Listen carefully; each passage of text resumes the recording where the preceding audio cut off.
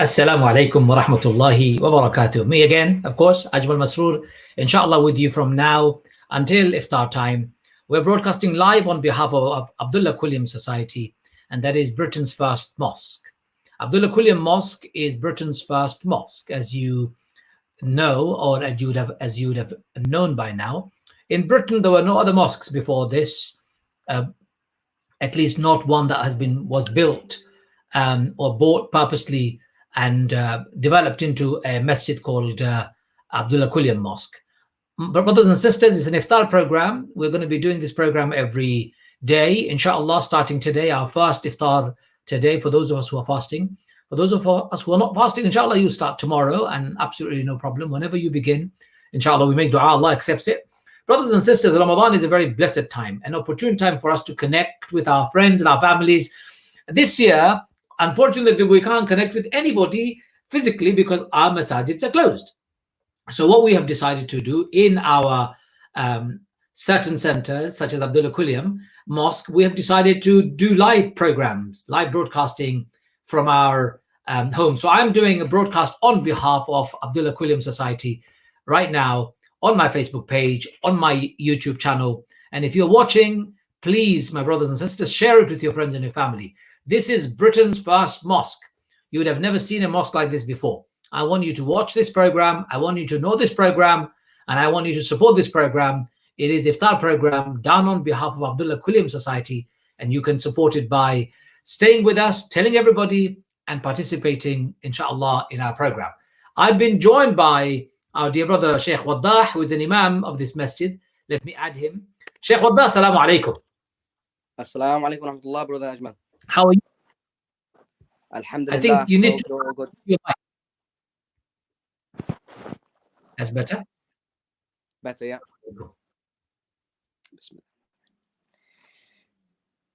Bismillahir Rahmanir Rahim.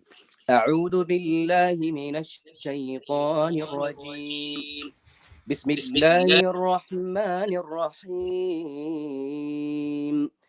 Alhamdulillahi Rabbil Alameen.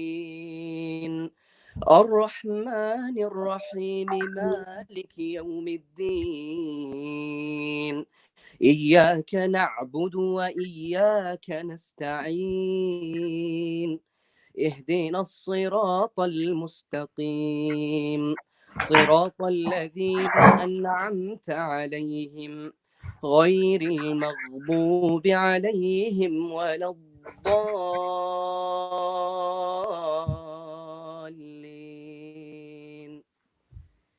بسم الله الرحمن الرحيم. ألف لام ميم ذلك الكتاب لا ريب فيه هدى للمتقين الذين يؤمنون بالغيب ويقيمون الصلاة ومما رزقناهم ينفقون والذين يؤمنون بما أنزل إليك وما أنزل من قبلك وبالآخرة هم يوقنون أولئك على هدى من ربهم وأولئك هم المفلحون. إن الذين كفروا سواء عليهم أأنذرتهم أم لم تنذرهم لا يؤمنون. ختم الله على قلوبهم وعلى سمعهم وعلى أبصارهم غشاوة ولهم عذاب عظيم. ومن الناس من يقول آمنا بالله وباليوم الآخر وما هم بمؤمنين يخادعون الله والذين آمنوا وما يخدعون إلا أنفسهم وما يشعرون في قلوبهم مرض فزادهم الله مرضا ولهم عذاب أليم بما كانوا يكذبون وإذا قيل لهم لا تفسدوا في الأرض قالوا إنما نحن مصلحون ألا إنهم هم المفسدون ولكن لا يشعرون وإذا قيل لهم آمنوا كما آمن الناس قالوا أنؤمن كما آمن السفهاء ألا إنهم هم السفهاء ولكن لا يعلمون وإذا لقوا الذين آمنوا قالوا آمنا وإذا خلوا إلى شياطينهم قالوا إنا معكم إنما نحن مستهزئون الله يستهزئ بهم ويمدهم في طغيانهم يعمهون أولئك الذين اشتروا الضلالة بالهدى فما ربحت تجارتهم وما كانوا مهتدين مثلهم كمثل الذي استوقد نارا فلما أضاءت ما حوله ذهب الله بنورهم وتركهم في ظلمات لا يبصرون صم بكم عمي فهم لا يرجعون أو كصيب من السماء فيه ظلمات ورعد وبرق يجعلون أصابعهم في آذانهم من الصواعق حذر الموت والله محيط بالكافرين يكاد البرق يخطف أبصارهم كلما أضاء لهم مشوا فيه وإذا أظلم عليهم قاموا ولو شاء الله لذهب بسمعهم وأبصارهم إن الله على كل شيء قدير يا أيها الناس اعبدوا ربكم الذي خلقكم والذين من قبلكم لعلكم تتقون الذي جعل لكم الأرض فراشا والسماء بناء وأنزل من السماء ماء فأخرج به من الثمرات رزقا لكم فلا تجعلوا لله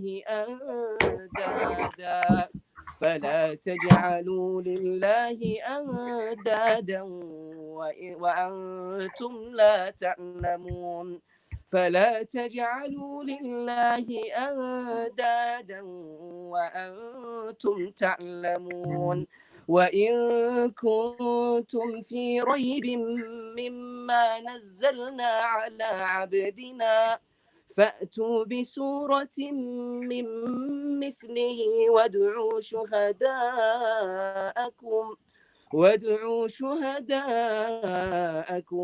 من دون الله إن كنتم صادقين فإن لم تفعلوا ولن تفعلوا فاتقوا النار التي وقودها الناس والحجارة أعدت للكافرين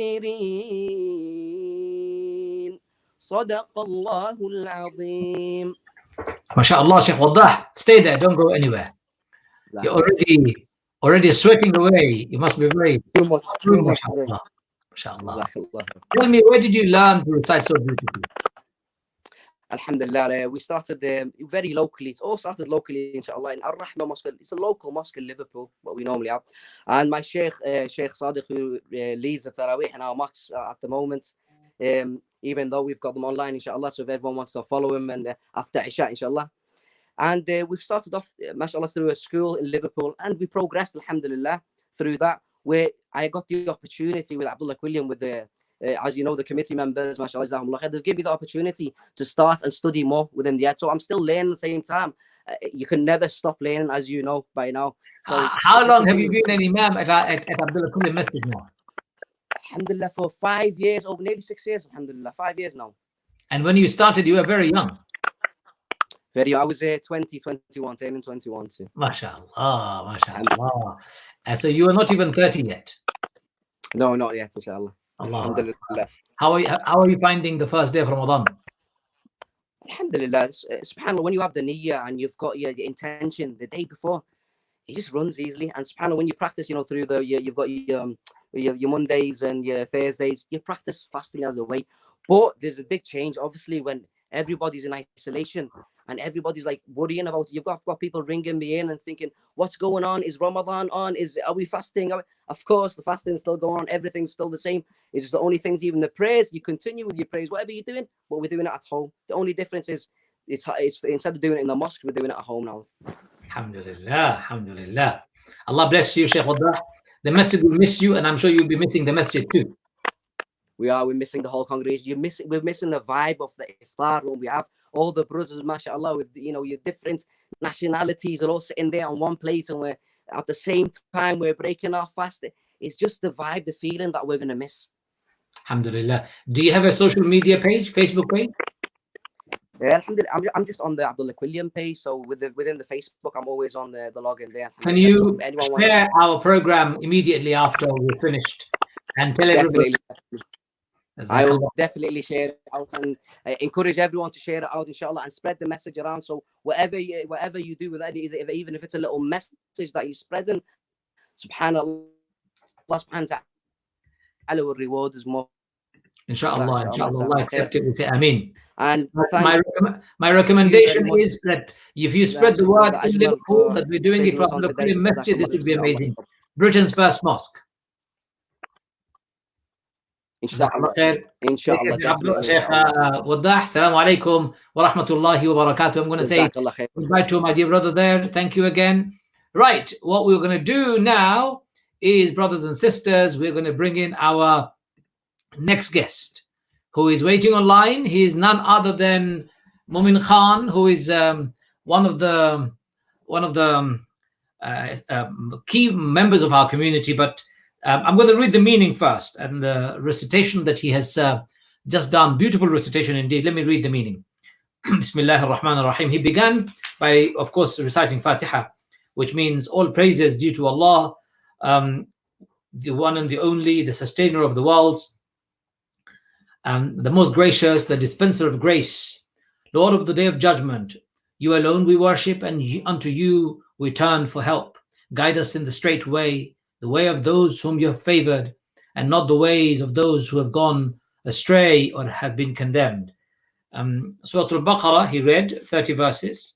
This divine writ, Alif Lam Mim, this divine writ, there is no doubt about it. It is meant to be a guidance for all the people who are God conscious, who believe in the existence of that which is beyond the reach of human perception, and are constant in prayer and spend on others out of what we provide for them as sustenance, and who believe in who believe in that which has been bestowed from on high upon thee, O Prophet, as well as in that which was bestowed before thy time, for it is they who is their innermost, in their innermost are certain of the life to come. It is they who follow the guidance which comes from their sustainer, and it is they who shall attain to a happy state. Behold, as for those who are bent on denying the truth, it is all one to them whether you warn them or do not warn them, they will not believe. God has sealed their hearts and their hearing, and over their eyes is a veil, and awesome suffering awaits them. And there are people who say, we do believe in Allah and the last day, and while they do not really believe, they would deceive Allah and those who have attained to faith, the while they deceive none but themselves and perceive it not. In their hearts is a disease, and so God lets their disease increase, and grievous suffering awaits them because of their persistent lying. And when they are told, do not spread corruption on earth, they answer, we are but improving things. Oh, verily it is they who are spreading corruption, but they perceive it not. And when they are told, believe as other people believe, they answer, shall we believe as the weak-minded believe? Oh, verily it is they who are weak-minded, but they know it not. And when they meet those who have attained to faith, they assert, we believe as you believe. But when they find themselves alone with their evil impulses, they say, verily, we are with you, we are only mocking. God will requite them for their mockery, and will leave them for a while in their overweening arrogance, blindly stumbling to and fro. For it is they who have taken error in exchange for guidance. And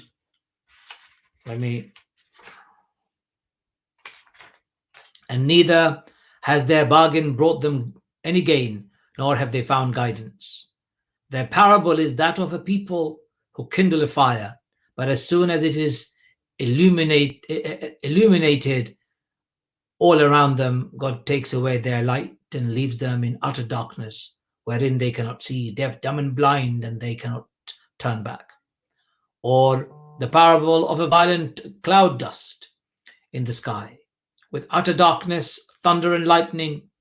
They put their fingers into their ears to keep out the peals of thunder in terror of death, but God encompasses with all might all who deny the truth. The lightning well nigh takes away their sight.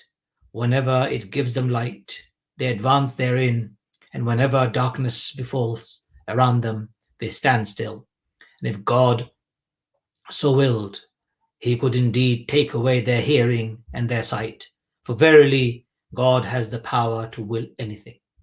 O human beings, worship your sustainer who has created you and those who lived before you, so that you might remain conscious of him, who has made the earth a resting place for you and the sky a canopy, and has sent down water from the sky and thereby brought forth fruits of your sustenance. Do not then claim that there is any power that could rival God, when you know that he is one. And if you doubt any part of what we have bestowed from on high, step by step, upon our servants Muhammad, then produce a surah of similar merit, and call upon any of the others, other than God, to bear witness for you, if what you say is true. And if you cannot do it, and most certainly you cannot do it, then be conscious of the fire whose fuel is human beings, and stone which awaits all who deny the truth. Ladies and gentlemen, those were the words of the Quran from Surah Al-Baqarah that I read. It is, of course, the month of Ramadan, and we're trying to learn as much as possible from reciting the Quran, reflecting on the meaning of the Quran, and most importantly, looking at our lives and evaluating whether we are doing the right thing, whether we have done the right thing, and whether our life is going in the right way.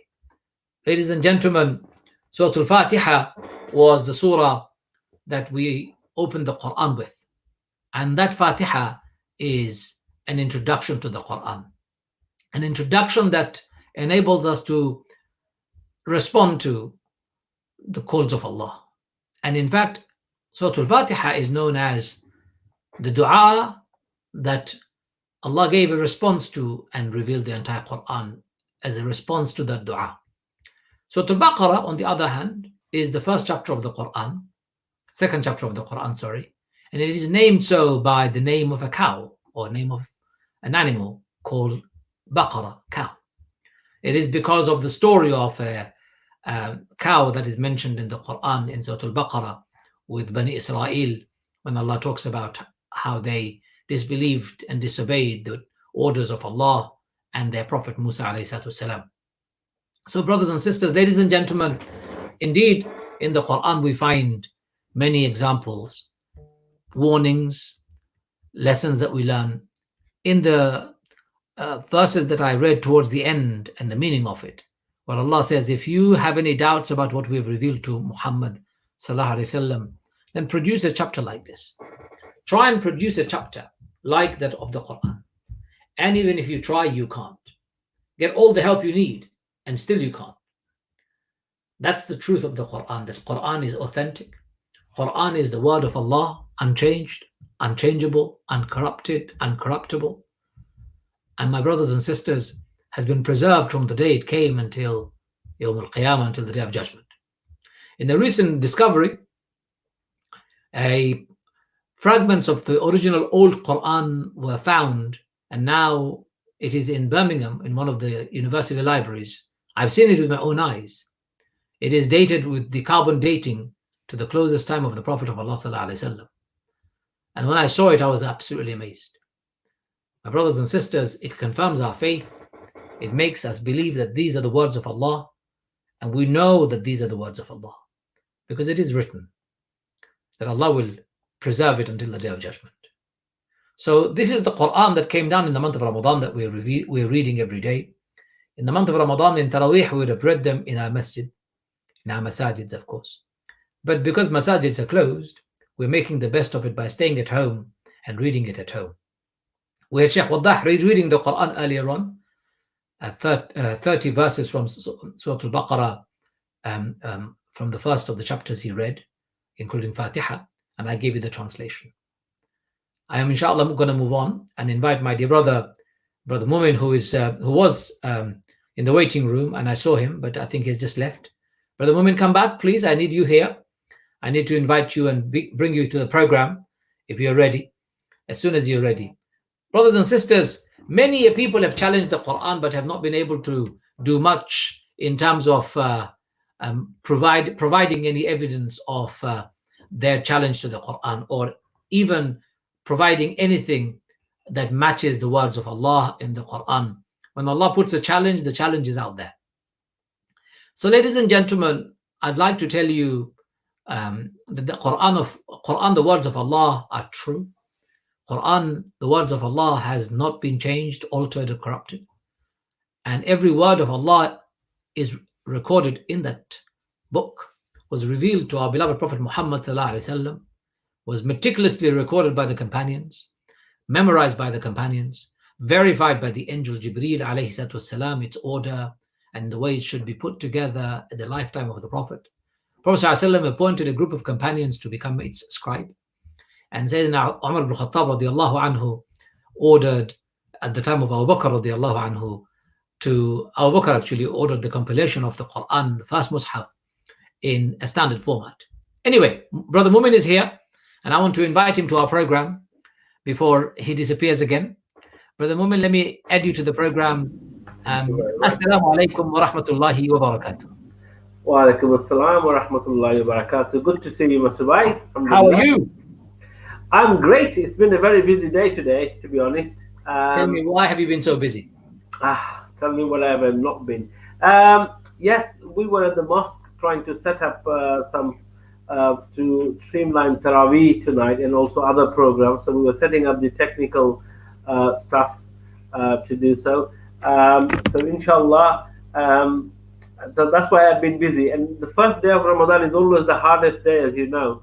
Um, and the most important thing is this Ramadan, Masroor, we are feeding 200 to 300 people every day. So I was very busy coordinating the food at the mosque where three sisters are cooking, and we'll be giving food packs to the homeless, vulnerable, and the elderly. And when you saw me going off from your screen was because I was coordinating some delivery to some of the people who have got health conditions that they cannot come out. And I one of thought the you had left me because I have upset you or something. no, you haven't. I was doing my job on the run, if you like. So I had to. I've just sent my son to go and do the delivery to some vulnerable people, which is about nearly 3.5 miles away from the mosque.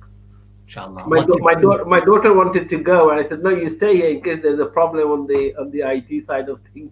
No, you needed assistance, mashallah. Well, Wow. Ruben, by your job in this particular center, do you want to tell us about your job? What is it that you do? What's your challenge? Yes, I mean, my job is quite everything really from start to finish. I am the chief executive of Britain's first mosque, the Abdullah Masjid, and my job really entails about looking after the organizations from the start to finish. And because we don't have so much funding, I'm the only full-time chief officer there with voluntary admin and some caretakers, and of course we have our imam. So my job really entails dealing with the public, the mainstream, the fundraising elements, and also, of course, people like you, Masrubai, who are helping us day in, day out. And of course, our trustees like Dr. Hamid and Mr. Khan, Galib Khan Saab, who is also there to help. But then again, it's really the responsibility of a chief executive to be able to deal with all areas of communities, mainstream service providers, as well as the congregation members. And don't forget, India's first mosque been undergoing restoration since 2012, and so far we have spent about 1.8 million pounds bringing the building to a reputable use. Not completed yet. Thank you for that amazing update, Brother Mumin. And in Ramadan, obviously the mosque is empty. Absolutely, not only but well before Ramadan, I think the mosque became empty, which is absolutely a very very sad thing to be honest. But it's God made. You cannot fight with nature, and you know how powerful nature is.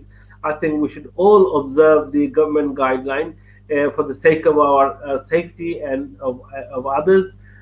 It is so sad that it had to happen in the month of Ramadan or before Ramadan. But what can you do? So at the moment, the Ramadan is totally closed to the public. All we're doing is just broadcasting Taraweeh live on our YouTube and Facebook. So I would say to all your viewers and all the listeners, please go on the air about quarter past or quarter past 10 is roughly about the Isha time. After Isha, we start Taraweeh, and it will be led by a renowned Qari known as Sheikh Sadek Qasim. So he's a beautiful reciter, and if you go to Abdullah Quilliam webpage or Abdullah Quilliam Society's Facebook, you will see the recording from yesterday. So this will be 30 days of full khatam. Over 29 days, he will finish the khatam of the Quran Majid. And he's going to recite from the masjid, then you're going to broadcast that live, is that right? Yes. So only the technical crew are there behind him, two of us, and he will be doing it live every night from the. What's the purpose of that? It's just for the people to listen to it, or are you expecting people to pray behind him from their homes? No, I don't think you can read. This is one of the Imam's question. I had a phone call from someone. So, supposing you are doing a broadcast live Tarawih, can we read behind it? I said, I don't think you can, and I'm sure you will clarify for me on this show here for my answers. I asked that question. You're asking that question back to me in return. I think you're the Imam, so I don't know. As far as I know, to be honest with you, I don't think you can do it because of the distance and you're away from the place. But at least people can listen to the Tarawih and listen to the Quran reading, which is so beautiful and it's so soothing as well. But do answer the question that you asked, Masrubai, is that am I right in saying that you cannot pray behind someone reading Tarawih over the line, isn't it? Majority of the scholars say you can't. Maybe one or two people do say you can, but it's best to play on the side of caution when it comes to your prayers. Since Tarawih is not even an obligation, I think people should get into the habit of praying at home with their family and praying the Tahajjud prayer and keeping all the other prayers, reading more Quran and reflection is most important. You'd be pleased to know you've got people watching us from even France right now. Oh, wow, wonderful. Somebody has written Abdullah Al-Mamun Khan watching from France. A lot of people are. Somebody asked me which translation of the Quran was I reading. I was reading Muhammad Asad's translation, one of my favorite translations. Very good. And finally, Brother Mumin, in the month of Ramadan, you, of course, would have been very busy feeding people, especially those who are praying, those who are fasting. But this year, the thing is you're feeding people who are outside and who are vulnerable, which is a very good thing.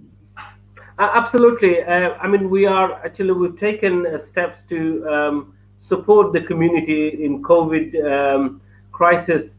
The Liverpool is, I mean, it's like every other city. I think all cities are going through difficult times in terms of vulnerable people not having the food. But also there are a lot of poor people in our community here who need day in, day out support. And we are actually out in force and a lot of people are started to donate. It's like £3 for a meal, for example, that we are giving out in iftar time. So if people have come forward to sponsor the program, if you like, and if there are people up there, you can go to our website, donate, sponsor an iftar. So for £300, you can sponsor 300 people really. But it's the mosque has a congregation of a lot of people from the asylum seekers and also recent migrants and refugees where the masjid is situated. It's 3.5 miles away from the Muslimin area, if you like, but people are coming to the masjid from 3.5 miles apart. But there are lots of people who are also asylums, refugees, are what shall I say, have been residents near the masjid, and they are the vulnerable ones that need supporting from the masjid most, and we do that very well, Masroor bhai. Lovely. Thank you. I'm very grateful that you have been able to come and tell us about some of the work that you do. Abdullah Quilliam Mosque has been doing a great amount of work in the locality and has made its mark as Britain's first mosque. Just a quick question to the day-to-day running. What other activities can we expect in the mosque when mosque is open again? Oh, absolutely. We're going to have a full spec of programs. So we'll have the madrasa going. We will have some community classes going. Already been in touch with some of the local colleges where they are dying to provide the classes. But as you know, we've embarked on a new building, which the Britain's first mosque is, to a degree, is complete at 1.8 million. But there needs to be more work that's done in terms of heritage museum side of things, which I'm sure you will talk about later in the program at some point. But the new building that we are trying to acquire from the council, once we buy that, we're in possession of it at the moment, and we can start the program soon after the COVID is over, in terms of normal classes, madrasas, Islamic schools, children's programs, at days, for example, youth clubs, women's center, and the children's center. So we're looking at streams of program that we can run. The new building that we've acquired, although we haven't bought it yet, in the process of buying it, has 50,000 square feet. So we can do a lot of dawah work, Islamic work, as well as our normal day-to-day educational work. Inshallah, very good. Just don't go anywhere, Muhammad Bhai, stay there. I'm going to invite the mosque's chairman. Okay. Mr. Khan. He has just joined us. I can see him. So let me add him. There you go. Three of us are on the go. Assalamu alaikum, Galib Khan bhai. Wa alaikum assalam. It was nice hearing Mumin and you. It's a pleasure to join in this web program that you've just started. Alhamdulillah. Why are you outside? Are you not inside your house? I mean, it must be cold. It isn't really. We have quite a good warm day today. So it's darker and I didn't want to put on the lights. So I'm sitting in the patio at the moment at the rear of the house. As long as you're comfortable. Mr. Galib Khan is the chairman of the trust. He's also an architect by profession. He has been involved in this message for a very long time, ladies and gentlemen. And he has been leading this project very well and very successfully, steering it from the acquisition of the 3 old historic buildings to now negotiating for the acquiring of the new building. So we are all very grateful that Mr. Galib Khan could spare some time and be here with us. Mr. Galib Khan, tell us a bit more about the history of this mosque. A lot of people don't know much about Britain's first mosque. Well, I mean, the basic story is William Henry Quilliam, an English solicitor, in 1887 visited Morocco, and he came across some good Muslims. They, while he was traveling on the boat and in Morocco, he found a lot of things that really struck his heart. The spiritualness of the people, their dedication to whatever purpose they were, and their belief and in faith. And these all sort of brought him closer to them, and he realized that in fact, really, he took a shahada and became Muslim, but he might have been a Muslim in his heart even before then. He was a generous man. He was a pious person. He was always helping people. He helped all destitutes, orphans, and people in any difficulty. They would come to him, and in many cases, he fought their cases without charging any money. So he had and he was a very good orator. He could explain things. He was quite very learned as well. And when he came back to Liverpool, he said he decided that, I should, being the first native Englishman, which he called himself, that I will open a mosque where I can propagate Islam as well as do the good things that come with Islam. So he bought this property that we are in now, 8 Brom Terrace. Later on, he bought 5 of those terraces together. And at the rear of 8 Brom Terrace, he did an extension, and that's the first purpose-built mosque, fully functional mosque in the UK. He started it with inviting all the destitute children, orphans. He started a orphanage. He started a free school, and he gave lectures to people. He invited discussions. He gave lectures on science, on literature. He was a trade union member. He was just about everywhere. It's unimaginable to see a man as conversant, a dilettante like him. He brought everything together, and I think he was quite good in inviting people, and in the process of their discussions with him, many of them converted to Islam. They started coming to the mosque. At one time, they had marriages, janazas, and events. He started the first Muslim publication house. We started with a weekly newspaper, The Crescent. We have a website called abdullahquilliam.org.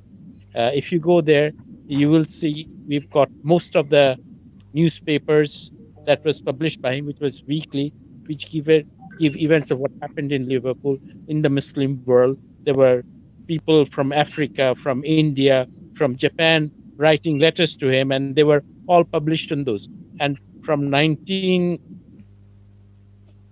about 92 or 93 to 1892 to 1908, there's a very good record of what happened in that building. And that's really the birthplace of Islam, which BBC has termed it. Unfortunately, he had to leave in 1908 because of Islamophobia. He went to Ottoman Turkey. He was a good friend of the Ottoman emperor. And he came back later, much later, but then this mosque, once he left, because he was the main person behind it, no longer was in operation. The city council bought the property and they used this building as their birth, death, wedding registry office. This has been going on for about 100 years. And when I came to Liverpool, we heard about it. There was another very senior gentleman, we must remember him, Dr. Akbar Ali, whom Brother Ajmal, you also met. Yes, I had the great fortune of meeting him. And he started and got a few of us together and formed the Abdullah Quilliam Society. That was in 1999. And in 2000, the building the council had moved their offices, and this building became vacant, as if it was sort of for a way for us to get in. We didn't have any money. We sort of discussed with the council and convinced them that restoring this mosque would be good for developing relationship with the Muslim world, and getting all the local migrants that are coming here a place where they could come and meet. And eventually they decided to give us this building for £1. And from then on, the rest is history. Just stay with that thought. I'm going to go into somebody's kitchen in a minute, which is and try and share with people some of the food that's been cooked in my house for iftar today. Wow. Let's see if I can find my kitchen. There you go. That's Alhamdulillah. Assalamu alaikum. Assalamu alaikum, everybody. Ramadan Kareem. Ramadan Kareem to you, sister. How are you? Alhamdulillah, I'm very good. How are you? Alhamdulillah. Are you about to finish the iftar cooking or about to start? No, I am in the middle of it. So you have caught me just right in the middle of cooking rice, and I'm making chickpeas. I'm making sana for my husband, and I'm making fruit salad, and I'm making another salad, and we have some soup, and we have some chicken. Would you like to show us some of those items that you have made? I can try and show you. I'm not sure how to flip my camera, but no, that's fine. You can understand. That's really, it sounds great. Oh yes, alhamdulillah. We'll have to come to your place tomorrow then, Masroor bhai. No, you can't. Yes, please do. Please do. We have some Moroccan soup, harira soup, and I made some. Can we see Moroccan soup, please? Yes. That's the fruit salad. And this is our harira soup, which is spicy meat and lentils and tomato, and it's one of our favorites. Sounds very healthy, but you are not very good eater, Masroor bhai, as far as I know. Now, Galib Khan bhai, are we making you hungry? No, we have still time. A few minutes left, about almost an hour left for iftar. Now, you have cooked varieties of cuisines there. Hannah, you've cooked. Tell us the ethnic origins of each of your dishes. Well, this is a forever battle in our house because there is no one cuisine that we follow. We usually have a variety of dishes. Even on one table, we eat Hungarian food together with Bengali food, so it's really quite normal. Today, we have Bengali sana. I have got Moroccan soup. I have got some Swedish chicken meatballs, which we will have with plain rice. Yeah. And the fruit salad, I guess, is international, so that goes with everything. And then the salad that I'm making is rocket with fried halloumi and some tomatoes and balsamic vinegar. I don't know what origin that is. I just made it up. Sounds Turkish to me. Yeah, maybe Turkish. I've got some Turkish dressing for it. So it's one of our favorites as well. The first couple of days of Ramadan is always like this. We got so excited and we make loads of food, and then after 3-4 days we realize we can't really eat that much. Our eyes are really hungry, but we probably won't finish half of it. I think I have got a confession to make. It's not my eyes that are hungry. It's my wife's eyes that are very hungry. That's my food. I love my food. I love talking about it. I love cooking it. I love eating it. I love reading about food. So, everything to do with food is great for me. You know what, sister? I don't blame you. I think you got the right appetite and the right choices. But the man is the wrong man for the appetite. What are you cooking in your house today? You know, I've just got back just about 5 minutes before your call. I got in. I don't even know what the wife is cooking in the kitchen, to be honest. But I guess it'd be something not quite as interesting as yours, but it'd be something simple. Okay, Simple. I'm going to ask Hannah to give us a quick reflection, a couple of minutes of your mind. You're writing a book. You're reading the book every day. Just share your personal thoughts about Ramadan. Maybe a reminder for us. So I am notoriously a very difficult person when it comes to fasting. So the first few days I'm always struggling. But I think this year I went into Ramadan with a very different mindset. I really appreciate the simplicity, and that's my word for this Ramadan, is the simplicity of staying at home and at the same time remain connected to other people. And this is why I agreed to participate. This is a really testing time for all of us, and it's very difficult that we can't go to the mosque, we can't do anything physically together. I believe it's even more important that we think about our hearts and how we can connect with each other, and sometimes do the things which are difficult. For me, being on camera is quite difficult, but then I thought about, at the beginning when I started reading my book, I thought about, I'm not sure I have guarantee that I will be here next week. So we have to do what we can do every single day. Allah is going to ask us. We are responsible for everything we do. And if we don't do it today, there is no guarantee we can do it tomorrow. So I recommend to everybody, think about what's important to you. How can you connect to people? How can you help people? I have been supporting families quite a lot in the last 3-4 weeks. I am on Zoom all the time, but that's what's needed at the moment. I'm supporting families who are going through difficulties with homeschooling. I'm helping others who find it very difficult to be alone. There are lots of people struggling alone. So reach out to those who you can, in the way you can, as much as you can at the moment. I know it's very difficult to do it online, and it can be, quite taxing, but, it's only a month and it's just started. So as I have a funny saying that I usually say, we are nearly there. So inshallah, make Ramadan the best you can, make it the most useful you can for others, because this is also the month of serving and helping others. And enjoy as much as you can the simplicity that this situation has asked us to do. Thank you very much, Hannah. We're going to let you go because obviously you've got to attend to greater things in life than talking to me. You're worried about your stomach that I burned the food, right? Thank you. Assalamu alaikum. Alaikum. Assalamu rahmatullahi wa barakatuh. We're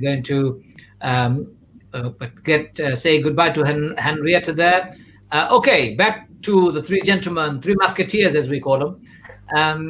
Now, Galib Khan Bhai, you were talking about how the old historic buildings were purchased for £1 from the council, and now we are on the verge of acquiring a building which is next door and massive. Of course, we will be. I'm going to ask you some more questions. Mumin Bhai, somebody has said, "MashaAllah." For a minute, I thought it was Tommy Cooper back, but no, it's not Tommy Cooper. It's Mumin Khan Cooper. If that goes down anywhere, for anybody, Mumin Bhai, do you like your new name, Tommy Cooper? Yeah, actually, when I was born, my father nicknamed me Tony, so Tommy not far off. Tony? What made him call you Tony? I don't know. And my elder brother was known as Michael. So in the village, many of them knows my elder brother as Michael. But of course, his real name is Mustafa. Okay. And my nickname was Tony, which is of course mu'min. So it's interesting. I think he was trying to live the British life in the 60s, I guess. What about yourself, Galib Khan Bhai? Do you have any secret names that you may want to share with us before you start answering historic questions? Well, I have a nickname which is not very commonly known, but at home I'm called as Jamie. What does that mean? It's a. You mean Jedi, like from Star Wars? Well, the same name, but I don't know how it got into the Bengali language and what it means there. But that was what the name I was called by when I was young. But when I went to started school, I had my formal name recorded at that time, and that's Mashallah. how I. So got the let's name. now move away from names and discuss the historic building. Somebody asked, is there no government support for maintaining and restoring a historic site, Britain's first mosque? Surely there must be. Somebody's asking a question. Well, there is Historic England, which used to be English Heritage before, who would give grants. Now, gradually, this has become much less. And one of the problems we had was when we did apply for it, and they sort of asked us to give us documentation of ownership of that property. Now, we had a lease on that property, subject to us completing the building, which we have done now. We would have the legal documents now to apply for the grant. At that time, they rejected us on that ground. Also, I mean, it's funded by the lottery, so there is a little bit of a question Ethical of issue. Ethical issue, I see. Yeah. Okay. So, Mumin bhai, what's the plan now? What are you going to do with this building? Tell us a bit more. We're going to tell everybody every day a little bit about the mosque, about the project. We're going to bring Abdullah Quilliam's life into our conversations over the next few days. But tell us a bit more about what you have in mind. So we've actually, since 2012, but the project's been going on for about 17 years, since 2002. But it's only until 2008 when we started doing the weatherproofing the roof, and then started ripping the whole building up. So the building, you can imagine, you just have the basic four wall, but there's nothing else in between. Even the joists, the floorboards, everything, the plasters, and these are Latin plasters which were taken off. And of course, it had to be redone with lime mortar plasters, which is very expensive. But nevertheless, hence we spent about 1.8 million so far doing the building up. So we are now in some stages where we now need to do the secondary fixes and make some of the rooms upstairs habitable. We've just done the windows, which has costed us over £100,000. We've done the fireplaces. There's a few more to do. So I think, as we said, the historic mosque is sort of ready for prayer in 2014. But the rest of the building, which we're going to turn into a Victorian Islamic museum, the work needs to be undertaken on that. So I think we're looking for the next phases of getting the rooms ready to be fit for a Victorian museum. And we've just completed the two Uzu area, but we still got to find the money to pay for it. So we are looking for people to sponsor tiles, the marble tiles that we put in the ablution area in the basement. And where can they donate? Now, if they go to abdullahquilliam.org onto our website, there is a donation button that will take you into PayPal. Or if you go to our website and you get the account number, you can pay direct from your account to our account. In that way, you don't have to pay the card services any fees, third party any fees at all. We save money. Can I also say, if you are a taxpayer, please give us an email, or you have the phone number, ring me direct. We need your address to claim tax gift aid. So if you are a taxpayer, we can claim 25% from the HMRC, which is a great help, as you know. Why waste that resources when we can really capture it? Thank you very much, Galib Khan bhai. What about where do you see in the next few months this project proceeding? Now we have taken occupation of the new building. Our old building was 8 to 10 Brom Terrace. Now this new building that Momin mentioned, 50,000 square feet, that's a newer building. That's 1 to 7 Brom Terrace. We've got to make some adaptations for the various activities that we will be carrying out in that building. And so our next starts as soon as we get ownership of that building. We'll be making the alterations needed to make our madrasa more specific, to make women's area more appropriately designed, to have the various activity rooms that we are thinking of. I mean, a hammam is one of the things that's been proposed, that we might make a hammam there. And of course, a lot of classrooms and women's hall, students' hall. So that these are some of the things that we're thinking about. There'd be also some enterprise rooms that we want to have, so that people who want to start new enterprises, we can give advice on them, and they can hot desk from there to operate. There's a whole load of activities. We're also looking at options of working with NHS Mercy Care to provide some health and well-being advice to some of the people that are affected in our community. So there is quite a lot of doctors who are in partnership with us, that we would be offering some surgery or medical advice to people coming here. So it's going to be quite a big social, cultural, and religious center. And many of these services would be open to everybody. Of course, mosque and certain religious activities would be only for Muslims. One of the things that we are also hoping to do, and which we have been doing for quite a long time, is trying to develop interfaith relationships. One of the first patrons of the Abdullah Quilliam Society was the Bishop of Liverpool. We've got the Bishop, the Lord Lieutenant, the Mayor, who are patrons of our organization. We had other faith group leaders also who are advisors to us. And we have regular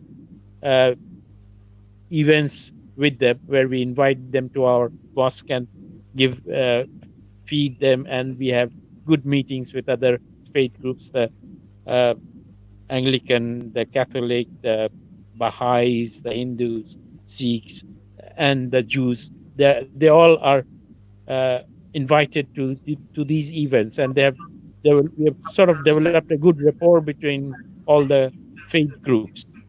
Very good, very good. Perhaps, perhaps tomorrow at some stage when we are going on again at 7 o'clock, maybe we could you could show us the building by walking around. Yes, we could do something like that. Yes, that would be really good. We can show you both buildings. Yeah, that's not a problem at all. Can I also say, if people wanted to donate, can you hear me, Mr. White?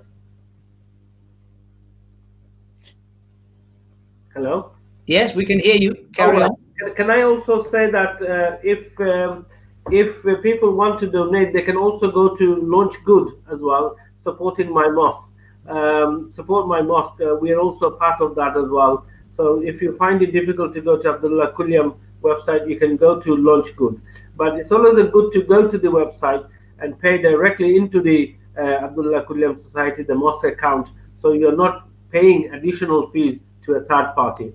But then again, it's so important that many people, our people, donate generously, but they forget to give the gift aid consent. So all we need is your consent that you are a taxpayer. I need your full name and your address, and that's all we need to claim HMRC from HMRC 25%. Thank you very much. So, Mumin Bhai, Galib Khan Bhai, I'll say Assalamu alaikum to you today. We're going to finish our program between 7 and 8 is going to be. So tomorrow, Brother Mumin, you'll have to get some lineup for us, inshallah. We want to see the mosque. We want to speak to other people, and we want to get people more closer to Abdullah Quilliam Masjid, slowly but surely, inshallah. From me and from the team, AQS team, I want to say goodbye to everybody. But before we do that, let's make dua that Allah accepts our first fast. Let's also make dua that Allah gives us the strength to be able to continue with all our fasts. And most importantly, we make dua that Allah grants us success with this project in renovating it, in completing it, and delivering this mosque, a trust and an amana that we have on our shoulder, to the community and its interest. My brothers and sisters, ladies and gentlemen, from Abdullah Quilliam Society's members, its trustees, and of course our chairman and our CEO, I'd like to say Assalamu alaikum wa rahmatullahi wa barakatuh. Let me get rid of the guest first, and then I will inshallah switch off this broadcast, and we will be back tomorrow, same time at 7 o'clock on my Facebook pages, and if you share with other people on those pages too. Anyway, Assalamu alaikum Galib Bhai. I'm going to say goodbye to you first, and then Assalamu alaikum Mumin Bhai. Alaikum assalam wa rahmatullahi wa barakatuh. Take care of yourselves, and I'm going to say goodbye to both our guests as I promised, and I will inshallah straight after that finish our program by wishing you a fantastic iftar, lots of dua from me. Assalamu alaikum wa rahmatullahi wa barakatuh.